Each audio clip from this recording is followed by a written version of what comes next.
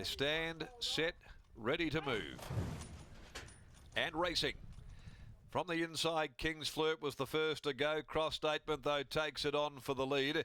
Safe Hustle comes across very quickly, and Bondi Plunge is going to be ideally placed by Parnham soon after, in front of Agassi. In behind them, Mia Gusto and the stablemate Secret Identity, and then Zubolt's Katona getting right back into the field. The tail end of Sports Talk at the 800. Cross Statement had enough speed to come across now and quickly take up the running. Cross Statement leads them down the side by a length on Safe Hustle. King's Flirt third. Bondi Plunge the favourite with the run of the race here at the 600 mark. A length and a half away then on the inside to Agassi, followed by Mia Gusto. In behind them, Secret Identity looking to come away from heels. Followed further back by Zubolt's Katona and Sports Talk. At the top of the straight, less than 400 to run. And Cross Statement led by a length over Safe Hustle. Parnham makes his move now with Bondi Plunge, who let rip very quickly and joined Cross Statement. Mia Gusto runs on further back. Zubolt's Bondi Plunge goes for home with 100 left to go. Gets a half a length on Cross Statement. Starts to edge clear. And here's another one coming up for Chris Parnham. It's 4 out of 6. And Bondi Plunge has won easily. Bondi Plunge over Cross Statement. Mia Gusto, Secret Identity. Further back, Zubolt, Sports Talk, Katona, King's Flirt. Next home on the rail, Agassi. And dropping right out to run last is Safe Hustle. Bondi Plunge always in a commanding spot. The Bondi mare first up today for Dan Morton. So Dan and Chris have combined to win a double this afternoon, and for some of the connections involved in Bondi Plunge, it's a double also for those. The colours of Glenn Bucko Rogers saluting on a couple of occasions this afternoon. Beats Cross Statement. Mia Gusto wasn't much in it for fourth. Zubolt, Secret Identity, but all honours with Bondi Plunge. It lobbed in the sweet seat straight after the start, and it was just a matter when Chris was going to make his move on the mare, and she let down quickly, covered Cross Statement, and has come away to score her second win in 14. She gets an overdue win on the board this afternoon. Very consistent, placed at 10 other runs by Bondi from La Plunge. Raced by Carol Morton, Buck Rogers, Madame Smitham, also Hart, McKavanagh, Walker Dernan, Eldridge and Len Morton. In stock, Il Torpy, J. Beer, A. Hayden, R. Keegan, M. Smith, Ms. N. Watts. 6159. 6159. Zubolt's got the judges pat for fourth in front of Secret Identity. The interim numbers there, time of 1:14.08, 36 neat, the 600 sectional, 1 3/4 and a half are those margins. So Chris Parnham having a day out at this midweek Belmont Park card. As we go to race 7, rounding out the day at 5:25, and Chris will ride True Apostle again for Dan Morton. Has to be a super chance as well for, again, the same connections. He'll carry the royal blue, white checks, yellow armbands and cap, which is saluted already on 2 occasions today.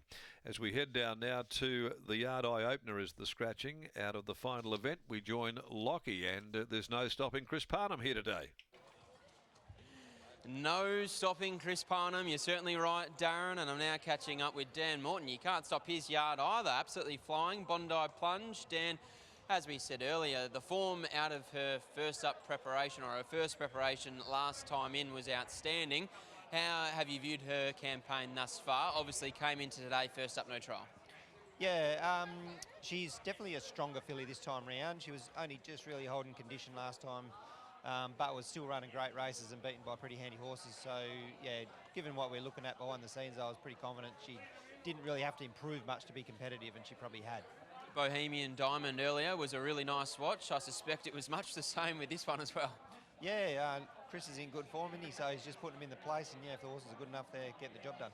Last preparation, we saw her stretch out to a mile. Is she the type of mare now that, with the benefit of that break, that can now stretch out in trip, knowing that she may be able to hold her condition a little bit better? Yeah, maybe. I just won't set the bar too high for any of these, really. Just taking one at a time, but yeah, I'm in no hurry to stretch her out, to be honest. What are your expectations of True Apostle in the next first up? Yeah, well, he's, again, he probably doesn't need to improve a whole lot to be competitive, so he's drawn a good gate, and Chris is in form. He certainly is, as are you. Well done here. Thank you. There's Dan Morton after the win of Bondi Plunge. Scott's best bet of the day. And Scott, I dare say that race just about went to script. Bondi Plunge, as you said, one out, one back, and from there, did the rest. Correct. And in the end, she just needed to run up to that 3-year-old form, Lockie. She needed to probably shake that tag as not having won many races in her life, but she was not going to run into anything nearly as talented here today as what she'd been running into last campaign. Chris, 2 horses here for Danny today that have both won very impressive first up. Yeah, they have. They're obviously, this one showed a fair bit last preparation in a lot higher grade than this. So coming here today, pretty confident. If she brought that form here, she'd be really hard to beat. Covered them very quickly as soon as you asked her to go. She did, yeah. She was actually a little bit slow away, but was able to still get into the 1-1 spot and travelled really good from there. And then when I asked for an effort, she got to them really easily and then put them away good late. I can see a smiling Buck Rogers over there, and there's only one thing he'll want to know. Can his colours win for a 3rd time in the last? Yeah, I think so. This is another horse that showed a bit last preparation as a 2-year-old. So hopefully, yeah, he always gave the impression he was going to be better with a bit of time. So starting point today, hopefully it's a winning one. Congratulations on 4. Thanks. 6 races down, 4 winners for Chris Parnham. He combines with Dan Morton once again. This time it's Bondi Plunge taking out the Glenroy Chaff Handicap. Sunday morning of last week, indulging in my self-defeat. My mind was thugged, all laced and bugged, all twisted, wrong and beat. Uncomfortable, 3 feet deep. Now the fuzzy stare from not being there on a confusing morning week. Impair my tribal lunar speak. And of course you can't become if you only say what you would have done. So I miss